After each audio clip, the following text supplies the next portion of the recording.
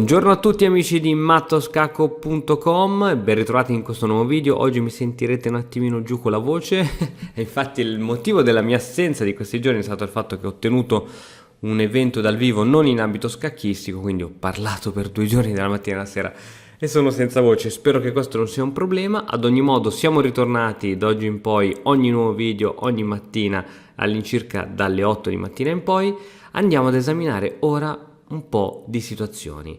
In particolare andremo a cercare di capire come attaccare l'arrocco avversario. Come ben saprai, uno dei consigli migliori che ci può dare la teoria degli scacchi è quella di arroccare il prima possibile, cioè di mettere il nostro re al sicuro, poiché nella posizione iniziale i 2 re sono al centro scacchiera, dopo l'arrocco i 2 re invece sono nell'angolino.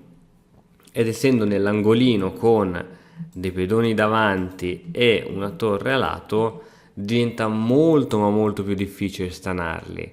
Altro grande difensore dell'arrocco è ovviamente il grandissimo cavallo in F3 o in F6 se parliamo del bianco, se parliamo del nero.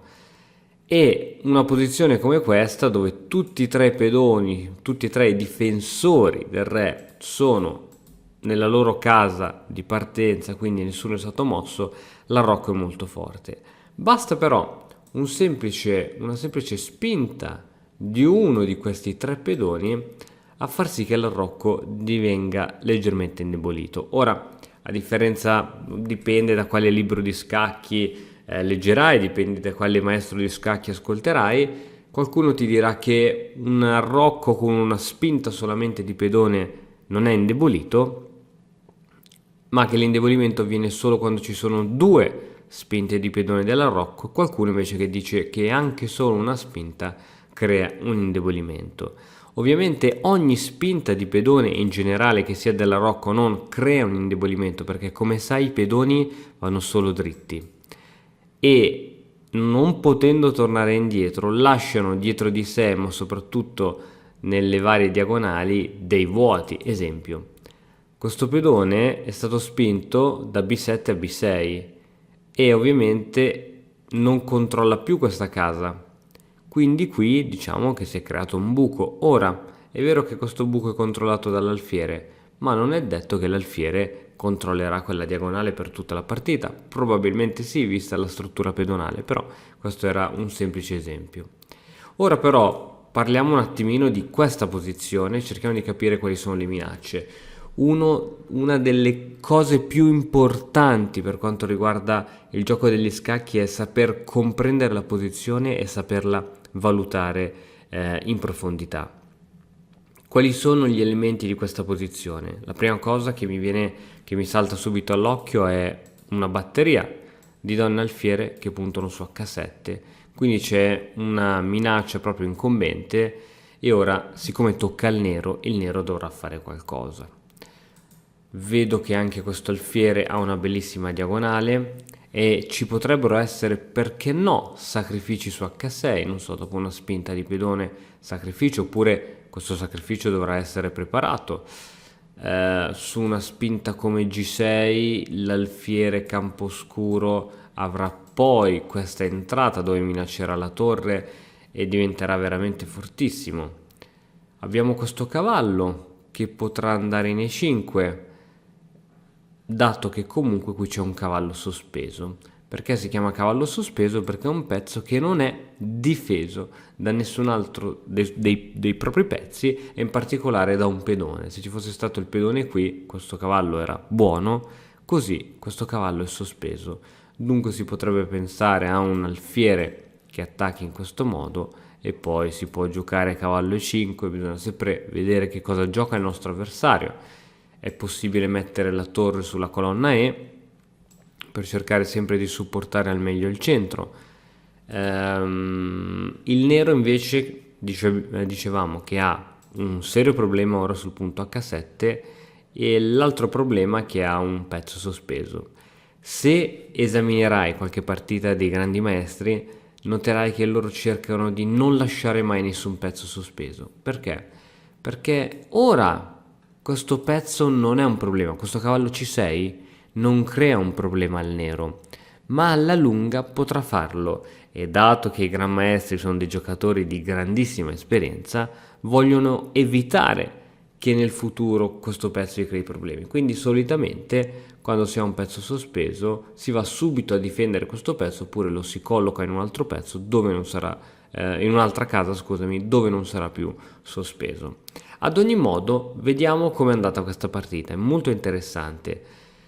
Qui, siccome tocca al nero, doveva essenzialmente scegliere se giocare G6, che permette però, come abbiamo già detto, un alfiere H6, oppure più semplicemente di spingere H6, poiché dopo la spinta di questo pedone, un'entrata di questo tipo, sì, c'è uno scacco, ma non è nulla di che, e a quanto pare dopo H6 sacrifici di questo tipo non porterebbero a nulla. Proviamo a vedere che cosa succede. Ok, è molto difficile ora per il bianco fare qualcosa, anche perché se prova a mettere la donna su case scure non c'è alcun modo per entrare e creare qualcosa di interessante. Donna di 2, ora c'è l'attacco qui, ma dopo re G7 il re controlla questa casa e la donna fa fatica. Qui il vantaggio sicuramente è del nero. Dunque il nero gioca H6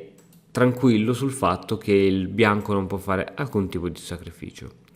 Adesso però bisogna capire come riuscire a continuare questo attacco. Ok, stavamo facendo un assalto all'arrocco, il nero si è difeso bene. Come si continua questo attacco? Ti lascio 10 secondi di tempo per pensarci.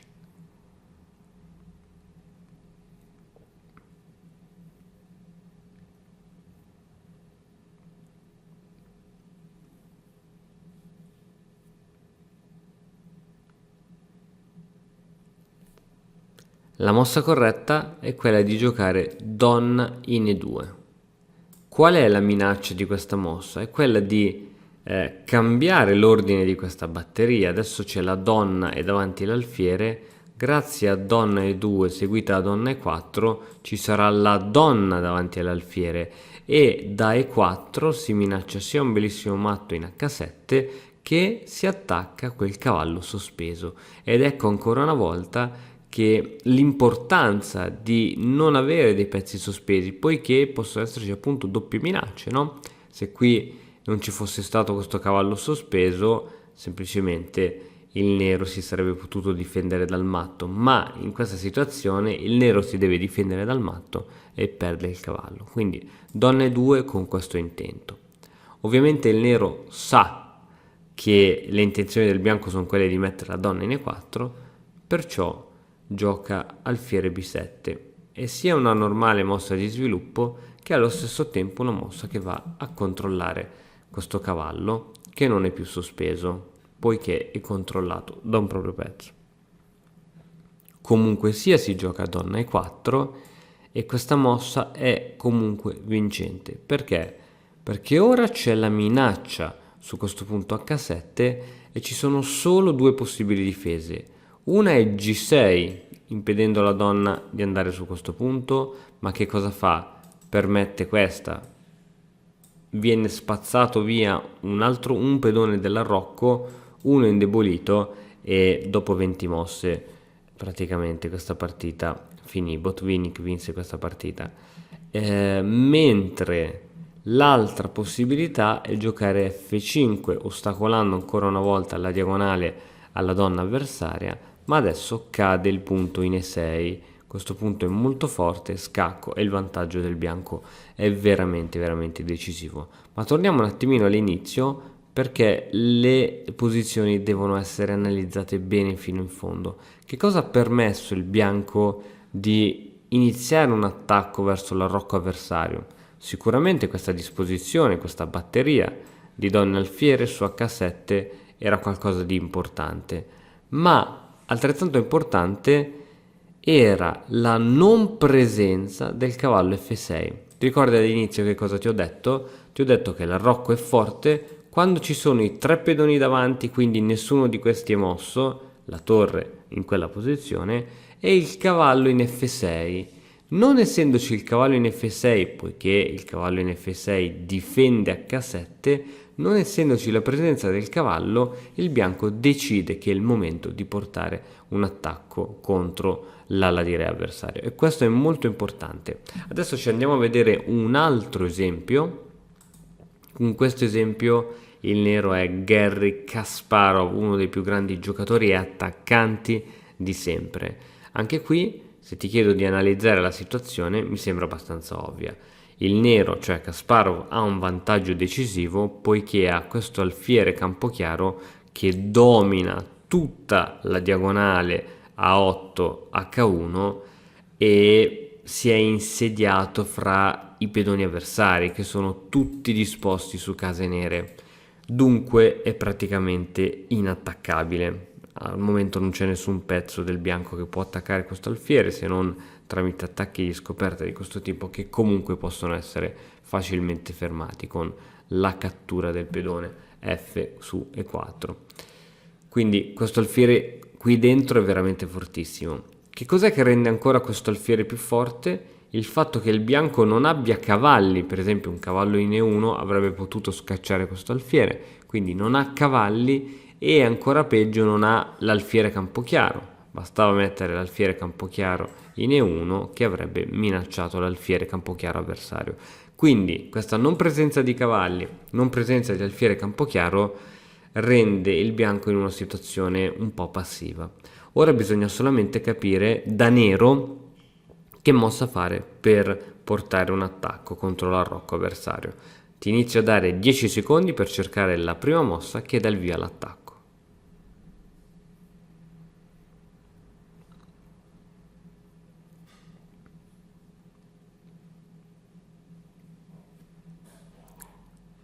La mossa corretta di Garry Kasparov è donna H5. Qual è l'idea di donna H5?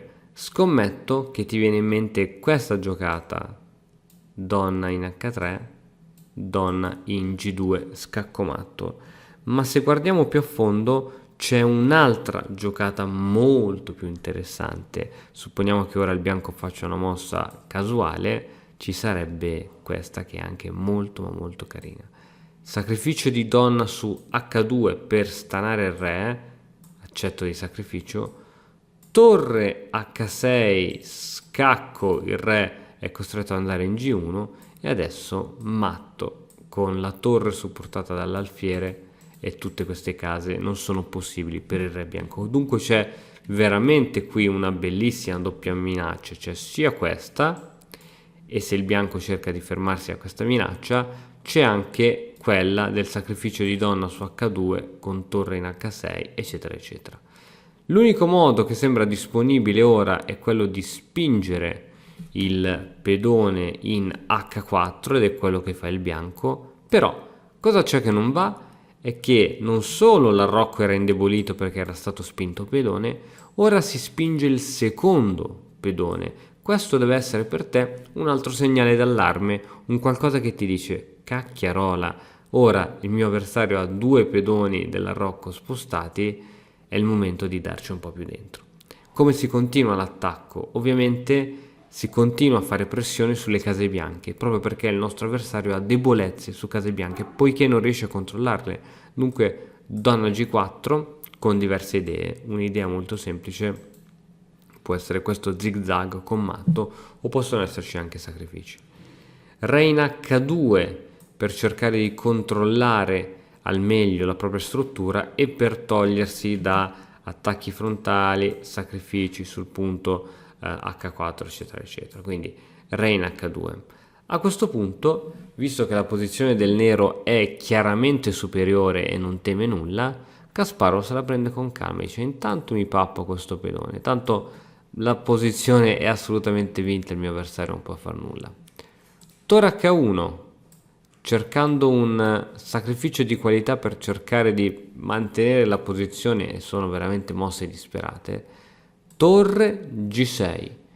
Qual è il motivo di torre G6? Riesci a capirlo? Il motivo è quello di fare un sacrificio di alfiere su questo pedone, a seguito poi della cattura dell'altro pedone e libera la casa G2 dove fare un bellissimo scacco matto. Su questa mossa viene giocata un'altra mossa della disperazione re G1. Ad ogni modo adesso questo sacrificio si può fare comunque. Alfiere per H4, qui altra mossa della disperazione da parte del bianco, e ora Kasparov in modo assolutamente elegante, senza paura di fare qualsiasi cosa, giocò semplicemente H6 con l'idea che se in futuro ci sono scacchi da parte del bianco, il re si rifugia in H7 e da lì non lo si riesce più a stanare. La partita ovviamente finì a favore di Garry Kasparov. Dunque, in questo breve video, ovviamente ci vorrebbero 3 giorni, 6 giorni solo di esempi di attacchi di matto, di assalti all'arrocco, per cercare di entrare all'interno di questo mood. Però quello che è importante è valutare la posizione, capire se ci sono debolezze e capire quando è il momento di attaccare. E ci sono vari segnali, abbiamo detto spinte di pedoni, spinte di più pedoni, mancanza del cavallo avversario dell'arrocco, mancanza di pezzi avversari in grado di ostacolare i nostri pezzi, eccetera eccetera eccetera. Bene, spero che anche il video di oggi ti sia piaciuto. Come al solito ti invito a lasciare un like, un commento e iscriverti al canale se ancora non l'hai fatto. Noi ci vediamo domani mattina alle ore 8, sempre con un altro nuovo video. Ciao! E ora, per continuare, che cosa posso fare? Beh, innanzitutto ti consiglio di iscriverti al nostro canale in modo tale da non perderti le nuove video lezioni. E poi puoi vedere il video che è stato più cliccato in questa settimana. Ci vediamo, ciao!